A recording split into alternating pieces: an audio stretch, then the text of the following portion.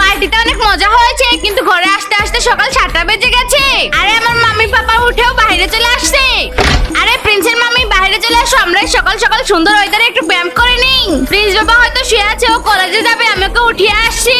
আমি বিছানার অবস্থা এমন করে দেই যে যেন পাপার মনে হয় প্রিন্স উঠে কলেজে চলে গেছে। আরে প্রিন্স বাবা উঠে যারে, কলেজে যাওয়ার টাইম হয়ে গেছে। আরে ও তো দ্রুত উঠে কলেজে চলেও গেছে। আরে নাইট পার্টি করার কারণে অনেক ঘুম আসছে। আরে প্রিন্স, আমি তোমার আন্টি বলছি, আজকে আমি তোমাদের বাসায় ঘুরতে আসবো।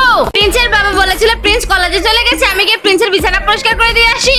আরে আজকে তোমার আন্টি আর আঙ্কেল আসছে। প্রিন্সের মামি বিড়বিড় কেন করছো?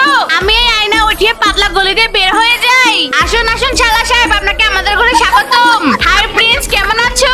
কোথায় প্রিন্স? প্রিন্স তো কলেজে গেছিল না। শালা আর শালি প্রচন্ড গরমে ঠান্ডা ঠান্ডা কোল্ড ড্রিঙ্কস খেয়ে নিন। আমি এখান থেকে 1 প্লেট সবজির পনির গায়েব করে দিই। মজা এসে গেল, চলো এখন সবাই আমরা খাবার খেয়ে নিই। বাই দিদি আর জিজু, আমরা ঘরে চলে যাচ্ছি। এই না তোমাদের জন্য ছোট্ট একটা গিফট, রেখে দাও। আমি গিফট বক্স নিয়ে জলদি লুকিয়ে যাই। আরে প্রিন্সের বাবা গিফট বক্স কোথায় গেল? বাই বাই, ঘরে গিয়ে কল দিও। বন্ধুরা, প্রিন্স তো ওনাদের গিফট বক্স আগেই নিয়ে গেছে। প্রিন্সের চালাকির জন্য তো একটা লাইক দেওয়া যায়।